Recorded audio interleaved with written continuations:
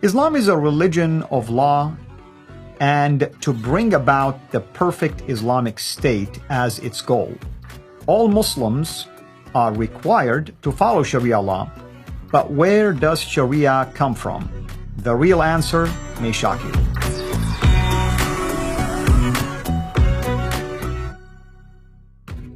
Last time, we really gave just a brief introduction to Sharia. In fact, I think we called it Sharia Sacred or Secret.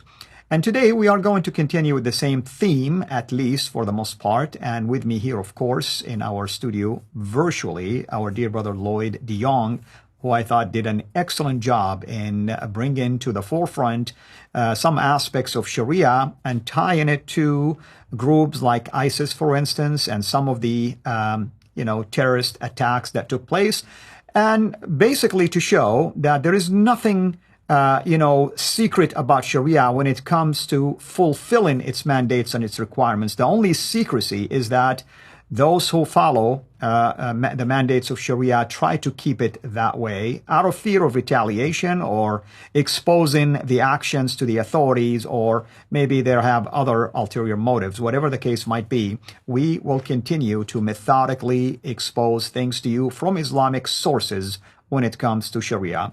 Brother Lloyd, thank you so much again for joining me to continue with our discussions on this topic, a very important topic, if I may add. Well, thank you for having me back, Fadi. Very honored. So where would you like to start this time? I know we ended somewhere last time. I think that's you're going to show us the slide where we finished, and then you want to carry on from there. Pick up where we left off, and I'll move forward. Yeah. So I showed that Muslims are not allowed to teach any of the sacred law of the Islamic law, the Sharia or the fiqh, to non-Muslims. So, and also, if we want to learn it, we are learning it in bad faith. We're learning it to harm Islam, and therefore they must not reveal this knowledge to us. Now, notice this is called the Maqasid al-Sharia, literally the aims or purposes of the law. Mm-hmm. Now, Islam is a legal system. It is also a political system. So, and what are the purposes of this system? Well, in legal theory, the idea that the Sharia is a system that encompasses aims or purposes, not merely a collection of inscrutable rulings. Notice the word inscrutable. This is something that is hidden, something that is not known. So it admits that the Sharia is meant to be a secret. It's meant to be unknown, inscrutable. But it has an aim, it has a purpose. So the Sharia, short version, is the ultimate distillation of the Qur'an, the Sunnah, call it the Hadith, the Tafsir. All of this knowledge, all of this body has been distilled into the Sharia. This is the final interpretation of all of the above. It's the application, the full exegesis of all of Islam's knowledge. It took about 900 years to finally create the Sharia. Wonderful, wonderful. Right, so what we're going to be doing through the series is demystifying Sharia. We're going to clarify what Sharia is in relationship to the Qur'an and the Sunnah. We're going to show where it is found. We're going to detail its terminology and its rulings. We're going to define its role. We're going to identify Islam's major doctrines. We're going to move beyond verses in the Quran and hadiths. These things created doctrine. This doctrine created laws. We're going to look at the doctrine, the major doctrines of Islam. There are certain fundamental doctrines. And then we're going to look at how those are expressed in law. We're going to address misconceptions. We're going to show Islam's divisions, levels, and authority structure. We will examine how, when, where, and why the Sharia was created. We're going to trace its historical and political development. Certainly it was developed with political aims in mind. We're going to also compare the Sharia versus the Talmud Bavli, or the Babylonian Talmud. We're going to see the plagiarism and as well as the corruption of what is in the Talmud. Then we're going to look at, when I say corruption in the Talmud, they've taken the Talmud, they've plagiarized and inverted a number of its rulings. They've altered them. They've made them unrecognizable in many cases. We're going to look at its importance as the final product and the end goal of Islam, which is the will of Allah, which has to be imposed by persuasion, read propaganda, or by force. Wonderful. So, does this summarize at least the intent of this series? Is it fair to say that? Yes.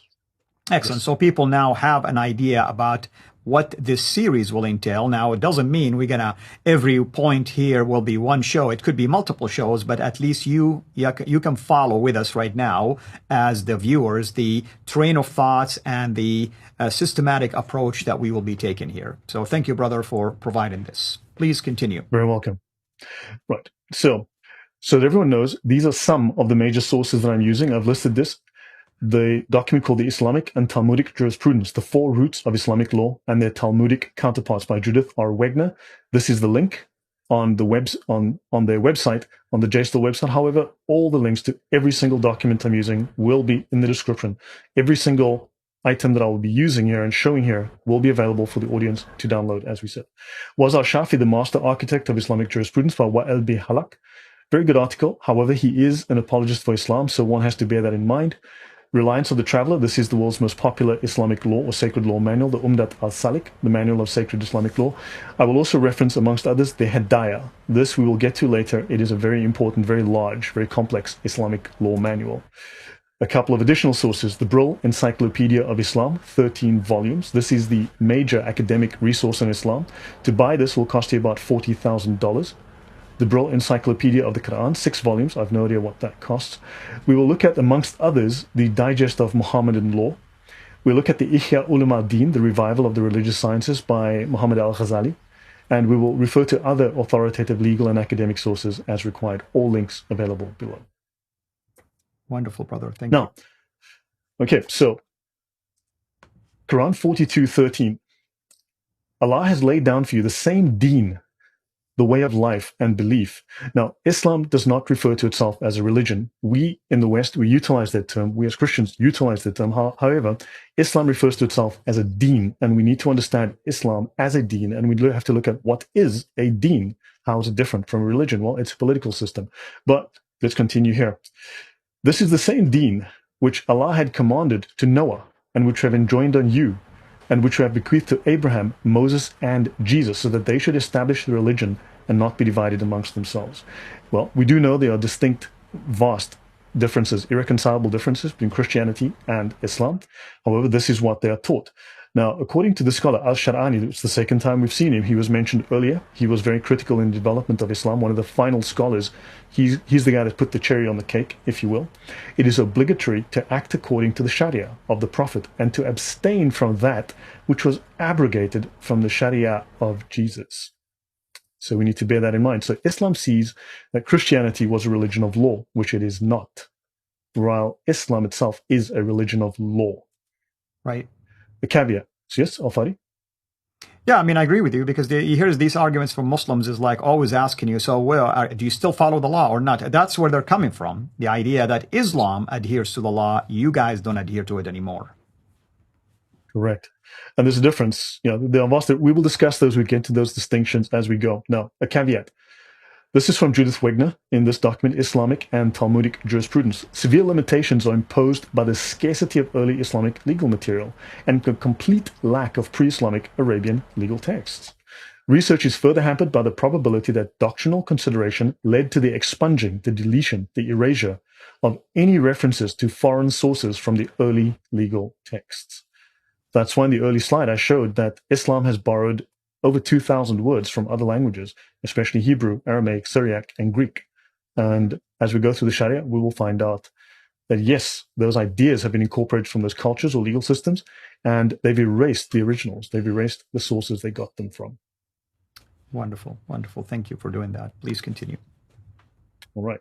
So from Arab legal culture to the Talmud. So Islamic law developed beyond region-specific Arab customary laws in the 8th and the 9th centuries, with the jurisprudential bases of the Babylonian Talmud.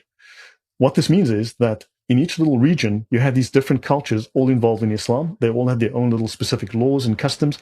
And unfortunately, for political purposes, to build a state, to build a nation, the Ummah, and we will learn more about how they had this perfect state that they had envisioned, they needed to have the same set of ideas across all of them to avoid contradiction, because there was contradiction. Things were being noticed.